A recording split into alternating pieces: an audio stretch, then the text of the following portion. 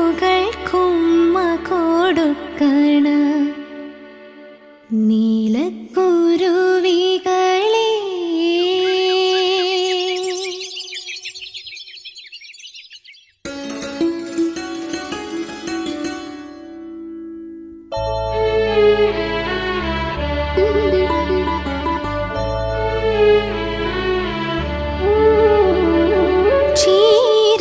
ചീരപ്പൂവുകൾക്കുമ്മ കൊടുക്കണ നീലക്കുരുവികളെ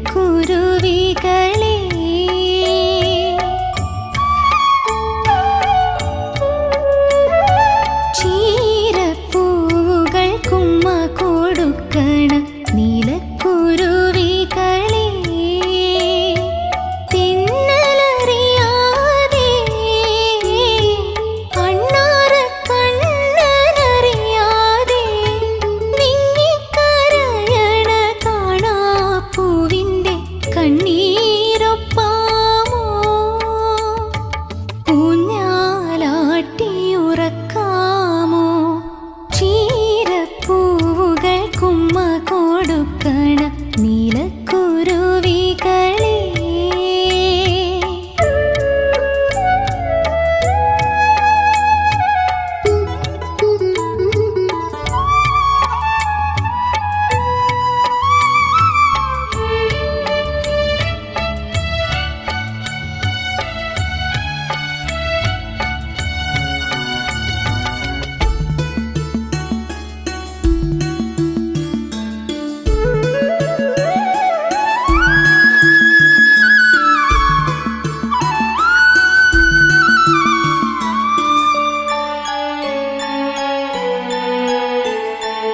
തെക്കേ മുറ്റത്തെ മുത്തങ്ങാപ്പുല്ലിൽ മുട്ടിയുരുമ്മിയുരുമ്മിയിരിക്കണ പച്ചക്കുതിരകളെ തെക്കേ മുറ്റത്തെ മുത്തങ്ങാപ്പുല്ലിൽ മുട്ടിയുരുമ്മിയുരുമ്മിയിരിക്കണ പച്ചക്കുതിരകളെ വെറ്റില നാമ്പു മുറിക്കാൻ വാ കസ്തൂരി ചുണ്ണാമ്പു തേക്കാൻ വാ കൊച്ചരിപ്പല്ലു മുറുക്കിച്ചു വയ്ക്കുമ്പോൾ മുത്തശ്ശിയമ്മയെ കാണാൻ വാ ചീരപ്പൂവുകൾക്കുമ്മ കൊടുക്കണ നീലക്കുരുവികളെ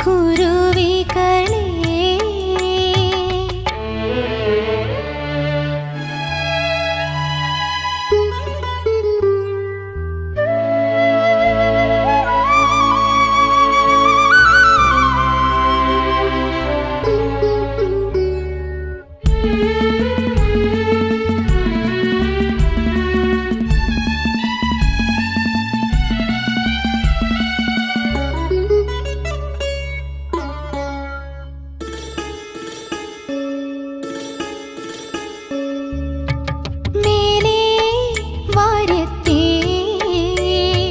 പൂവാലിപ്പയ്യ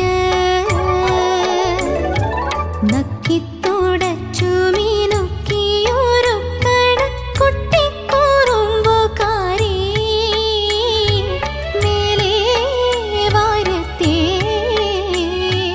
പൂവാലിപ്പയ്യ നക്കിത്തുടച്ചു മിനുക്കിയൊരുക്കണ കുട്ടിക്കുറുമ്പുകാരി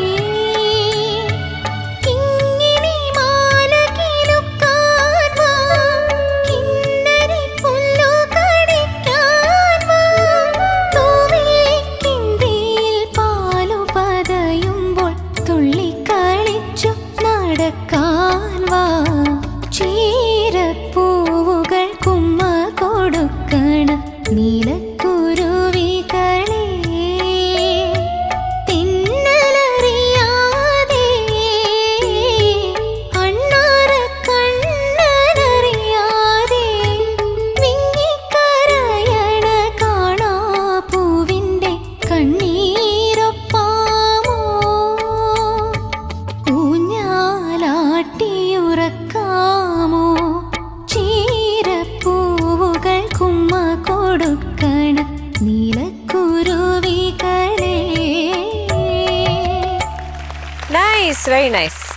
സത്യം പറഞ്ഞാണെങ്കിൽ എനിക്ക് മനസ്സിലായില്ലായിരുന്നു സ്പെക്ക് മാറ്റിയപ്പോഴേക്കും.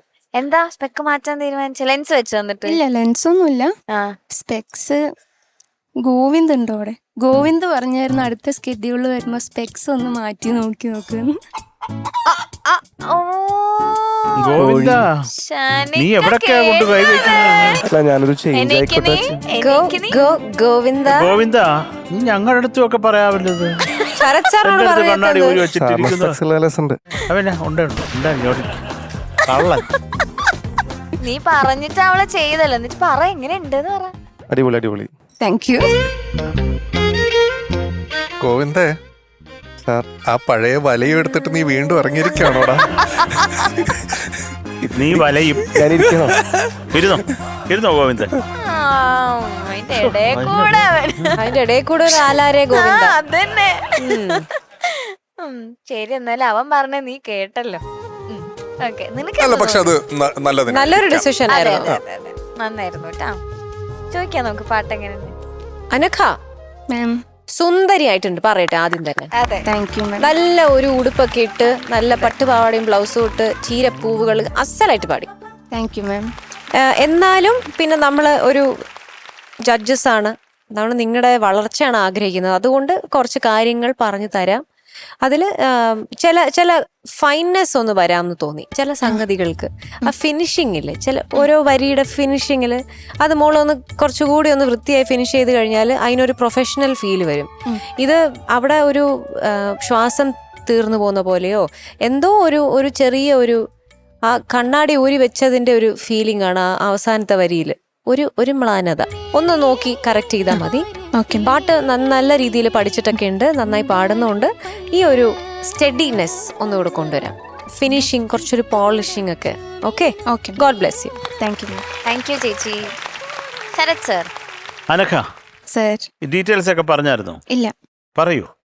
ധനം എന്ന് പറഞ്ഞ സിനിമയിലെ പാട്ടാണ്. രവീന്ദ്രൻ മാഷ് സംഗീതം ചെയ്ത് PK ഗോപി സാർ വരികൾ എഴുതി ചിത്രാമ്മ പാടിയ ഗാനം. ആഹാ, നല്ല പാട്ട്, നന്നായിട്ട് പാടി. Thank you sir. പിന്നെ ഒരു കോൺഫിഡൻസ് ലെവൽ കുറച്ചും കൂടെ ആവാമെന്ന് തോന്നി. ആ ഫ്ലൂട്ട് വായിച്ച് കൊണ്ട് നിർത്തിയിട്ട് ആ രാജേഷിനെ ഇഷ്ടപ്പെടാതാണ് തുടങ്ങുന്നത്. എന്താണത്? അതാ ആ മ്യൂസിക് കോമ്പസിഷനെ ഇഷ്ടപ്പെടാത്തതുകൊണ്ടാണോ? എന്തായിരുന്നു അവിടെ ഒരു കൺഫ്യൂഷൻ? ചീരപ്പൂ തുടങ്ങാൻ തെറ്റി പോകുമോന്നുള്ളൊരു രാജേഷേ, അതൊന്ന് വായിച്ചു കൊടുത്തേ, എനിക്കൊന്ന് കേൾക്കട്ടെ. അതിന്റെ എൻഡ്.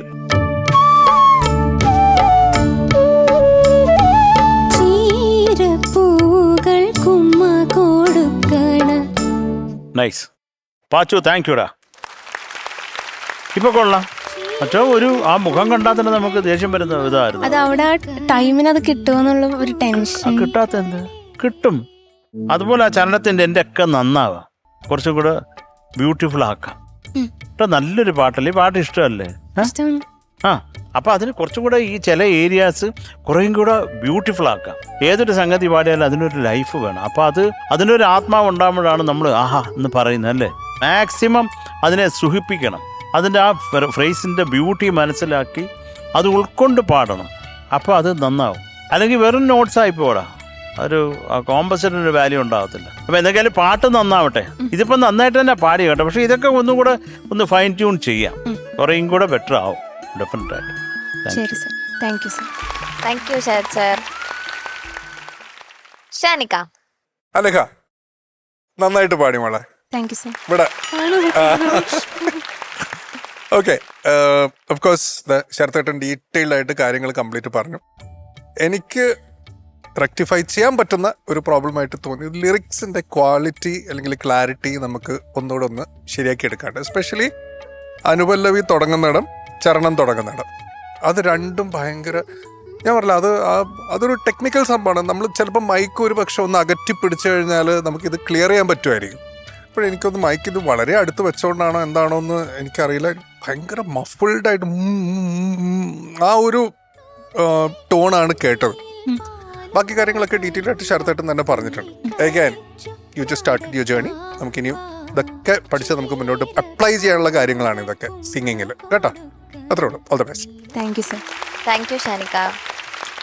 ഓക്കെ, മാർക്സ് ചോദിക്കാം. Sharath sir. Anagha sir. 7.4 marks. Thank you sir. Thank you Sharath sir. ചേച്ചി എന്റെ നീലക്കുരുവി 7.6. Thank you ma'am. Thank you ചേച്ചി. Okay, so total 15 marks. ഓക്കേടാ, ഓൾ ദി ബെസ്റ്റ്.